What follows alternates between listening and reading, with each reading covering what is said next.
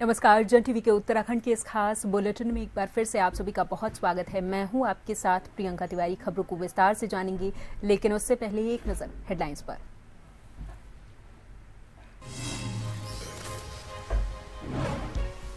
देहरादून में सीएम धामी ने 63 सफाई निरीक्षकों को वितरित किए नियुक्ति पत्र। शहरी विकास निदेशालय के नवीन भवन का किया शिलान्यास। ऋषिकेश में योग महोत्सव में की शिरकत।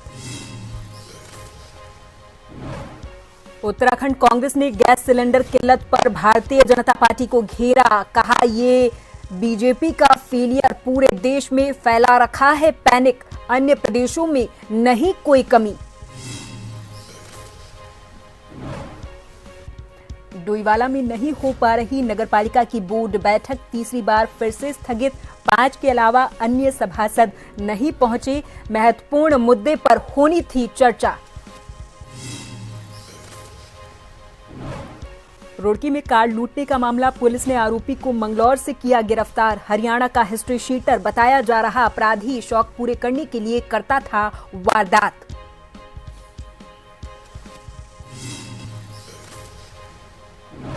और उत्तराखंड में आए तूफान से नुकसान, कई क्षेत्रों में मकानों की उड़ी टीन शेड। रामनगर में लाखों रुपए का नुकसान, खेत में खड़ी फसल हुई नष्ट।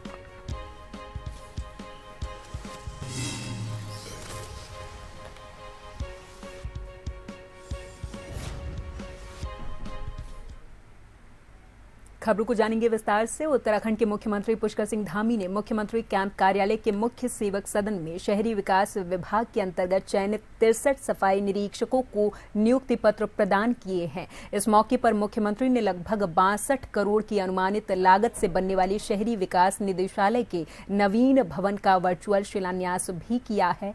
मुख्यमंत्री ने कार्यक्रम के दौरान कूड़ा निस्तारण वाहनों को हरी झंडी दिखाकर रवाना किया है। मुख्यमंत्री ने इस दौरान कहा कि 4 वर्षों में राज्य में लगभग 30,000 युवाओं को सरकारी नौकरी दी जा चुकी है।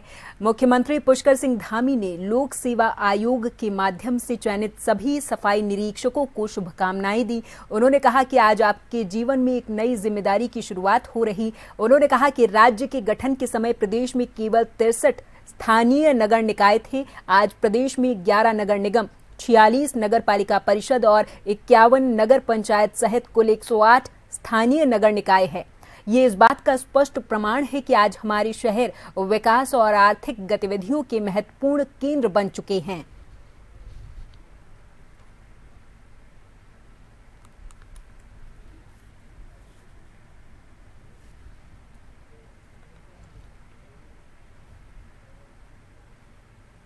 ऋषिकेश के परमार्थ निकेतन के भव्य शुभारंभ के साथ ही अंतर्राष्ट्रीय योग महोत्सव 2026 शुरू हुआ।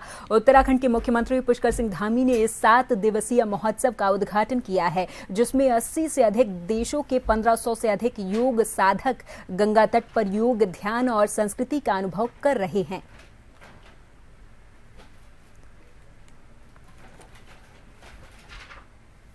गढ़वाल मंडल विकास निगम और उत्तराखंड पर्यटन विभाग के संयुक्त तत्वाधान में आयोजित हो रहा ये योग महोत्सव पिछले 35 वर्षों से योग की परंपरा को विश्व के कोने कोने तक इस योग को पहुंचाने में बहुत महत्वपूर्ण भूमिका निभा रहा है। और आप सबको पता है, मुझे भी अत्यंत प्रसन्नता हो रही है कि 7 दिनों तक निरंतर चलने वाला ये योग महोत्सव, जिसमें योग, प्राणायाम, ध्यान, आयुर्वेद, प्राकृतिक चिकित्सा और आध्यात्मिक प्रवचनों के विभिन्न सत्रों के साथ साथ run for yoga, heritage walk तथा अंतर्राष्ट्रीय योग सम्मेलन जैसे विशेष कार्यक्रमों का आयोजन इन 7 दिनों में किया जाएगा। मुझे पूरा विश्वास है कि ये सभी कार्यक्रम प्रतिभागियों को योग के विभिन्न जो आयाम हैं उनसे परिचित कराने के साथ साथ स्वस्थ एवं संतुलित जीवन शैली को अपनाने के लिए भी प्रेरित करेंगे। उत्तराखंड कांग्रेस के चुनाव प्रबंधक समिति के अध्यक्ष हरक सिंह रावत ने कांग्रेस के प्रदेश मुख्यालय में प्रेस वार्ता के माध्यम से गैस सिलेंडर के संकट पर भारतीय जनता पार्टी सरकार को घेरा। उन्होंने कहा कि आज पूरे प्रदेश में गैस की किल्लत से लोग जूझ रहे। उन्होंने यूपीए सरकार का हवाला देते हुए ये कहा कि उस समय 47% गैस तेल देश आयात करता था, लेकिन आज 66% आयात कर रहा, जो कि भाजपा सरकार की विदेश नीति का एक बड़ा फेलियर है। उन्होंने कहा कि सरकार की गलत विदेश नीति के कारण ही पूरे देश और प्रदेश में गैस की किल्लत हो रही। वहीं हरक सिंह रावत के इस आरोप पर भारतीय जनता पार्टी के विधायक विनोद चमोली ने पलटवार किया और कहा कि कांग्रेस ने पूरे देश में गैस को लेकर के पैनिक फैला रखा, जिसके कारण लोग डरे हुए हैं।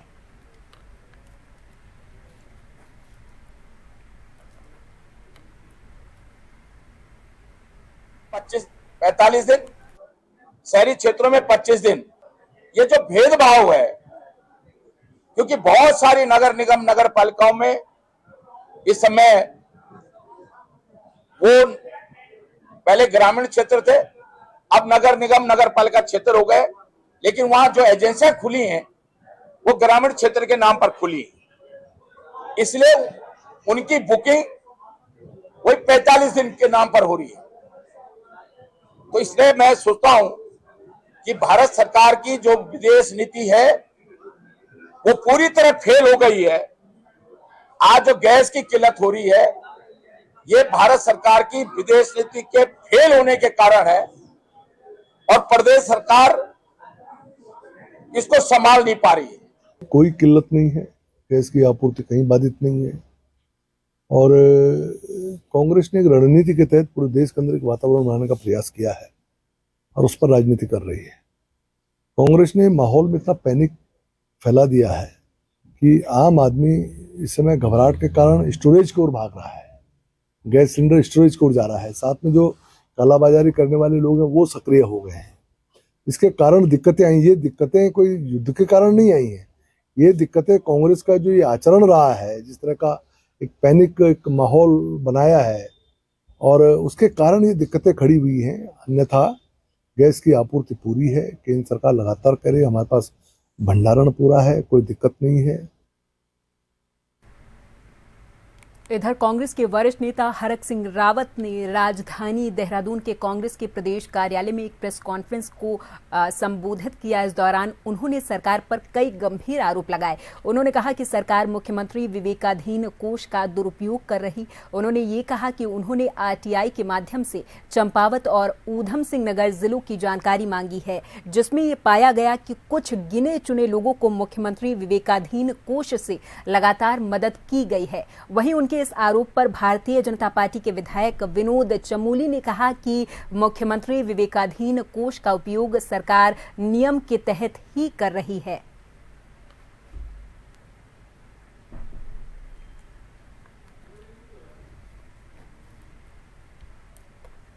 ऐसा लग रहा है कि हर साल मुख्यमंत्री विवेकाधीन कोष का दुरुपयोग करके कुछ लोगों को दिया जा रहा है। जैसे मैं कुछ नाम आपके सामने रख रहा हूं,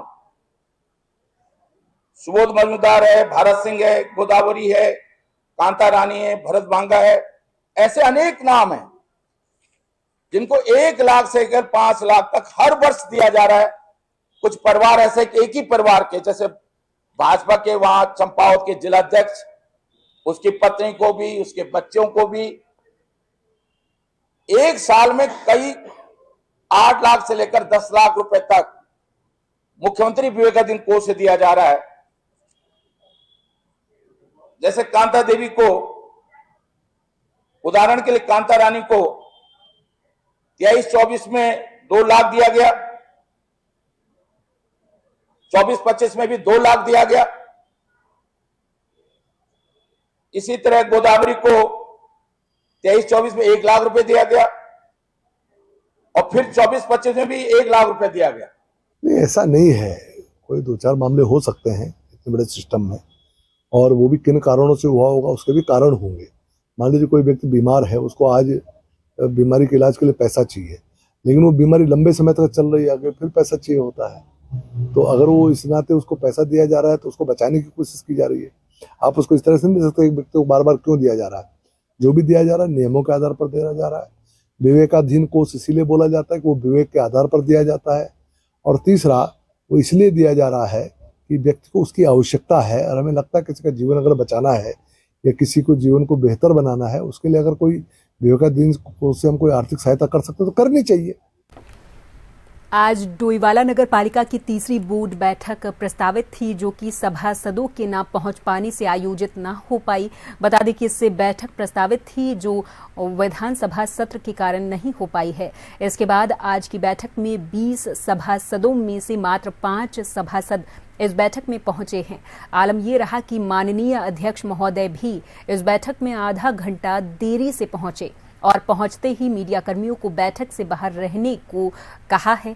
बैठक में पहुंचे सभासद प्रदीप नेगी, संदीप नेगी, अरुण सोलंकी, कल्पना राणा, प्रियंका मनवाल ने नाराजगी जताई और कहा कि जनता ने हमें चुनकर विकास के लिए बोर्ड में भेजा। आज नगर के विकास से जुड़े कई महत्वपूर्ण मुद्दों पर चर्चा होनी थी। जब बोर्ड बैठक ही नहीं होगी तो विकास के जो कार्य हैं उनके प्रस्ताव कैसे पारित हो पाएंगे।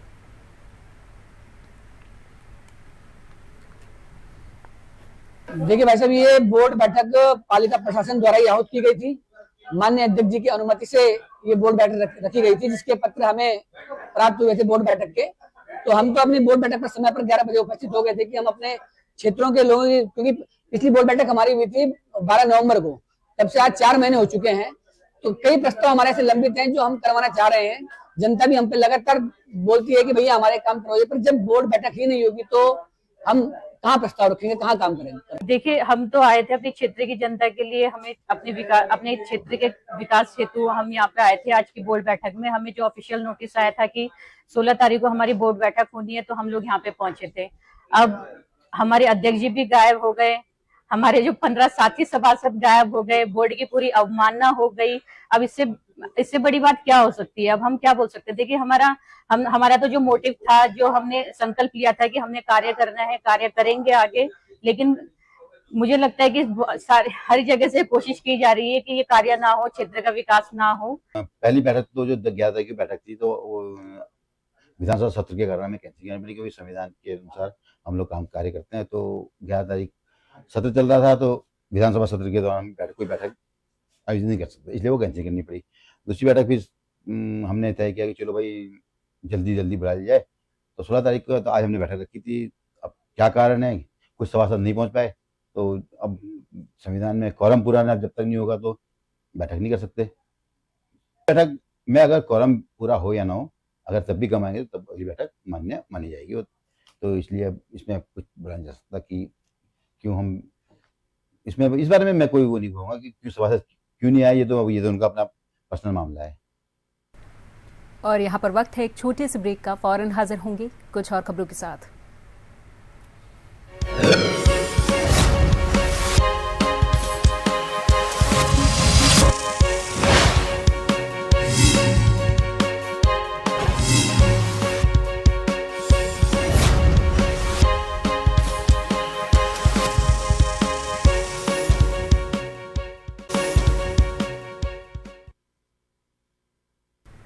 ब्रेक के बाद एक बार फिर से आप सभी का बहुत स्वागत है। अगली खबर की ओर रुख करेंगे। विकास के बड़े बड़े दावों के बीच आज हम आपको उत्तराखंड के रुड़की से एक ऐसी तस्वीर दिखाएंगे जो सरकारी सिस्टम और सत्ताधारी नेताओं के दावों की पोल खोलकर रख देगी।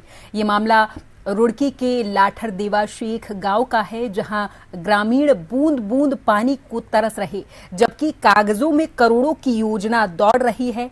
रुड़की का लाठर देवा शेख गांव आज आक्रोश की आग में जल रहा। ग्रामीणों का ये आरोप है कि वर्ष 2016-17 में पेयजल विभाग के अधिकारियों ने मिली भगत करके करीब 1 करोड़ से अधिक की लागत से पानी की टंकी का निर्माण करवाया था, लेकिन विडंबना देखिए, इस करोड़ों की योजना का लाभ ग्रामीणों को 1 महीना भी नसीब नहीं हो पाया है। ग्रामीणों ने आज प्रदर्शन करते हुए भारतीय जनता पार्टी अल्पसंख्यक मोर्चे के प्रदेश अध्यक्ष अनीस गौड़ और पेयजल विभाग के अधिकारियों के खिलाफ मोर्चा खोल दिया है।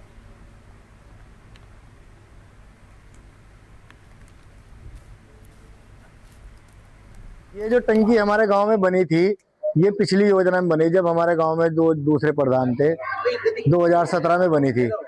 और जब से आज तक ये टंकी आप देख सकते हो सर, यहाँ भी लगी हुई है, हर जगह पॉइंट लगे हुए हैं, लेकिन ये आज तक जैसे ना बंद थे ना, ये ऐसे के ऐसे ही बंद पड़े हुए हैं, आज तक ये चली नहीं है। लोगों को बहुत दिक्कत है पानी की वजह से, पानी बहुत दूर से लाना पड़ता है लोगों को। पानी मिल रहा है, गंदा पानी पी रहे हैं हम, इससे बीमार हो रहे हैं। तो ये देखो आप, हमें कोई सुविधा नहीं मिल रही, सुविधा मिलनी चाहिए। अब तो पानी पीने से लोग बीमार भी हो रहे हैं? हाँ, बीमार हो रहे हैं जी, गंदा पानी है नल का वैसा। और जब से टंकी आई 1-2 बार आया, फिर कभी आई ही नहीं। टंकी में आज तक भी पानी नहीं आया भाई साहब। एक बार आया था, इतने बड़े बड़े कीड़े आए थे पानी में भी। और टंकी जब से ही चल नहीं रही, कम से कम ऐसे हो गए, सन 2016 में बनी थी, जब से आज तक पानी नहीं आया। इसका पैसा सभी खा लिया, घरों में लगा लिया। और जो कनेक्शन दिए गए, अब 500 रुपए लिए थे एक घर में से। अनीस गोड भाई आए थे ही। यही कहता हूँ कि पानी आना चाहिए, पानी के लिए तो बनी वो। 1 करोड़ रुपया कहाँ लगाया, बताओ कहाँ लगाया हो, कहाँ लगाया होगा, आप ही देख लो। चलो टंकी पे चलो, पाइप भी अत्यक मोटे मोटे पड़े हुए, जो प्रेशर आता है पड़ जाती है। सड़कें भी है भाल डली। मंगलौर पुलिस ने कार्रवाई करते हुए कप्तान नवनीत सिंह भुल्लर के नेतृत्व में मंगलौर पुलिस की टीम ने लूटी हुई कार सहित एक आरोपी को गिरफ्तार किया है। पकड़ा गया ये आरोपी हरियाणा का हिस्ट्री शीटर बताया जा रहा। पकड़े गए आरोपी अपने शौक और नशे को पूरा करने के लिए अपराधी बना था। पुलिस के मुताबिक आरोपी हरियाणा से हरिद्वार अपने साथियों के साथ घूमने आया हुआ था, जिसके बाद उन्होंने किराए पर गाड़ी बुक की और कार लूटकर ड्राइवर को गाड़ी से धक्का देकर मौके से फरार हो गए थे। पुलिस ने घेराबंदी करके सघन चेकिंग अभियान चलाया और मंगलौर में छुपे आरोपी को गिरफ्तार किया है।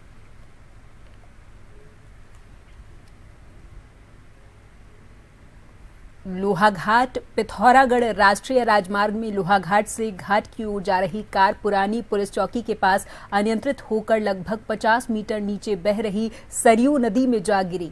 दुर्घटना में कार में सवार 2 युवक गंभीर तौर पर घायल हुए हैं, जिसमें एक की हालत गंभीर बनी हुई है। दुर्घटना की जानकारी न होने से घायल कई घंटे नदी किनारे पड़े रहे। घटना की सूचना मिलते ही राजस्व उप निरीक्षक बाराकोट नीरज कुमार घटनास्थल पर पहुंचे। उन्होंने बताया कि युवराज ओली को गंभीर चोटें आई हैं और दोनों घायलों को एम्बुलेंस के माध्यम से लोहाघाट उप जिला चिकित्सालय भेजा गया है।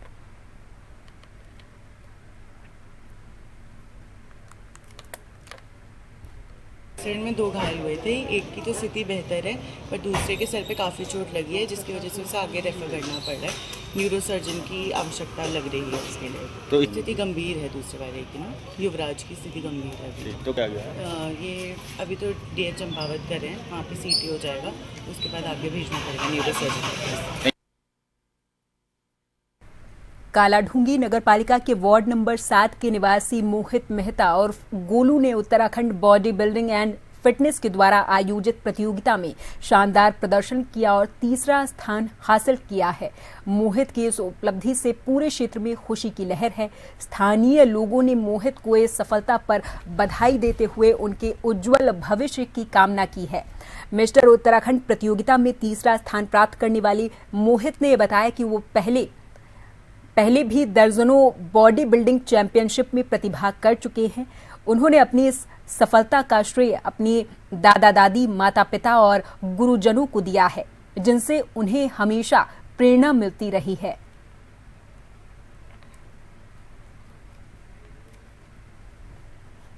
BBF द्वारा शिवालिक इंटरनेशनल स्कूल हल्द्वानी में कल बॉडी बिल्डिंग चैंपियनशिप का आयोजन किया गया, जिसमें मैं 55 से 60 kg में मेरा तीसरा स्थान आया मिस्टर उत्तराखंड में। इससे पहले भी मैं देहरादून हो गया, हल्द्वानी हो गया, रुद्रपुर हो गया, किच्छा हो गया, काफ़ी जगह मैंने प्रतिभाग किया है और मैं काफ़ी जगह मैं जीता भी हूँ और काफ़ी ट्रॉफी है इससे पहले भी। मैं चतुर्थी का प्रेरणा सूत्र अपने दादाजी हो गया, अपने माता पिता, अपने गुरु को मानता हूँ और बाकी मेरे दोस्त लोग हैं जो मेरे हमेशा मेरे साथ रहते हैं, मेरा साथ देते हुए आए हैं। और युवाओं को मेरा ये निर्देश है या उनको मैं कहना चाहूँगा कि नशे से दूर रहें, अच्छा खाएं, अच्छा पिए, अपने हेल्थ का ध्यान रखें। रुड़की और आसपास के क्षेत्रों में गैस की हो रही मारामारी के चलते रुड़की खाद्य आपूर्ति विभाग के अधिकारी भी पूरे तरीके से अलर्ट मोड पर नजर आ रहे हैं। आज इसी क्रम में विभाग के अधिकारियों को सूचना मिली कि मंगलौर के लंढौरा रोड पर आबादी से दूर एक ट्रक के द्वारा गैस सिलेंडरों की बिक्री की जा रही। सूचना के बाद आरओ मदन सिंह रावत मौके पर पहुंचे और हो रही बिक्री पर रोक लगाते हुए डिलीवरी कर रहे कर्मचारियों को जमकर लताड़ लगाई है।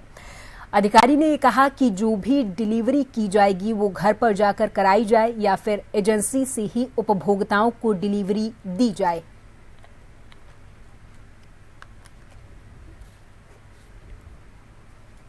यहाँ पे किसी लोगों ने शिकायत की कि रोड के किनारे ये बिजौली गैस एजेंसी वाले हैं, गैस बांट रहे हैं, जबकि इनको स्पष्ट निर्देश है कि होम डिलीवरी करेंगे। यहाँ पे रोड किनारे या वैसे वो नहीं देंगे गैस, केवल होम डिलीवरी होंगी। तो इसलिए यहाँ से इनको कह दिया गया है कि होम डिलीवरी करेंगे। तो सर बिजौली का ये सेंटर था क्या? इनके कनेक्शन है यहाँ पे, जैसे कनेक्शन इंडियन गैस एजेंसी पर अगर कॉल कर रहे हैं तो कॉल नहीं उठ रही। इस बात करते हैं, अगर ऐसा है तो मेरे को आप बता दें कौन कौन से ऐसे हैं। बुक हो रही है वहाँ पे? ठीक है, नहीं बुकिंग तो ऑनलाइन है और ऑफलाइन भी, दोनों तो। बात करेंगे मौसम की। रामनगर में आसपास के इलाकों में आंधी तूफान ने जमकर तबाही मचाई और अपना कहर बरपाया है। तो वहीं ग्राम रिंगौड़ा के निवासी प्रकाश उपाध्याय की 11 वर्षीय बेटी पर एक विशालकाय हल्दू का पेड़ गिरने से उसकी दर्दनाक मौत हो गई, जबकि पेड़ की चपेट में आने से उसकी मां गंभीर तौर पर घायल हुई है। ये एक भयंकर त्रासदी के रूप में देखा जा रहा। घटना के बाद जहां एक और परिजनों में कोहराम मचा हुआ है, तो वहीं वन विभाग की उदासीनता पर ग्रामीणों ने गंभीर आरोप लगाए हैं।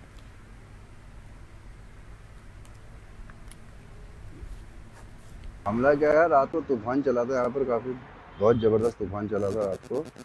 तो उसे माँ बेटा वो अंदर सोए हुए थे, तो शायद उसको बाहर निकलने के लिए बच्चे ने उनको कहा कि बाहर चलो, हम यहाँ से घर में पक्के वाले घर में सोते हैं। तो बाहर निकलते निकलते इतनी देर में तूफान की वजह से पेड़ उनके ऊपर गिर चुका है, बच्चे के ऊपर गिर गया। बच्चा उस पेड़ की चपेट में आ गया और माँ अंदर फंस गई थी, उसको भी काफ़ी सारी चोट लगी हुई है और बच्चा नहीं रहा इस दुनिया में। वहीं रामनगर विकास खंड के अंतर्गत ग्रामीण क्षेत्रों में आंधी तूफान आ जाने से लाखों रुपए का नुकसान भी हुआ है। बता दें कि आंधी तूफान आने से क्यारी समेत अन्य गांवों में किसानों की खेतों में लहराती हुई गेहूं की फसल इस तूफान से नष्ट हो गई है। वहीं कई जगह सड़क पर पेड़ गिरने से रास्ते भी बंद हो गए। कई जगह पेड़ों के गिरने से ग्रामीणों की झोपड़ी और मकान भी इस तूफान की चपेट में आने से टूटे हैं। तूफान इतना जबरदस्त था कि भरतपुर इलाके में एक दीवार गिर गई। दीवार के गिरने से वहां पर खड़े वाहन भी दीवार की जद में आ गए। तूफान के कारण हुए नुकसान से पीड़ित लोगों ने सरकार से मुआवजा देने की मांग की है। रात तूफान इतना जबरदस्त था कि सुन लो, बिजली कड़की जब, तो बिल्कुल यहाँ सामने बिल्कुल ऐसा लगा जैसे बिल्कुल यहीं पे गिरने वाली है। दुकान में हमारी टीनें वगैरह सब फट गई हैं, इसमें ऊपर छत की ये नुकसान हो रहा है और जो बोर्ड शोट थे सब तहस नहस हो गए। इधर ऊपर से टूट के गिरा, सूखा हुआ है पेड़। ये मैंने फॉरेस्ट वालों को भी बोला था कि इसको कटवा दो, तो एक दिन उन्होंने थोड़ा कटवाया था ये, उसके बाद वो कह रहे हैं अभी कटवाते हैं, तो इस चक्कर में वो अभी तक कटा नहीं है। उससे मैंने कहा था, फिर भी कह रहे थे बहुत नुकसान हो रहा है, इससे कम से कम 20-30 हज़ार रुपये का तो नुकसान हो ही गया है। कल रात जो आंधी आई है, बहुत तीव्र गति से आंधी आई है और उससे जो है बहुत नुकसान हुआ है। जान माल की भी हानि हुई है और फसलों को भी नुकसान हुआ है।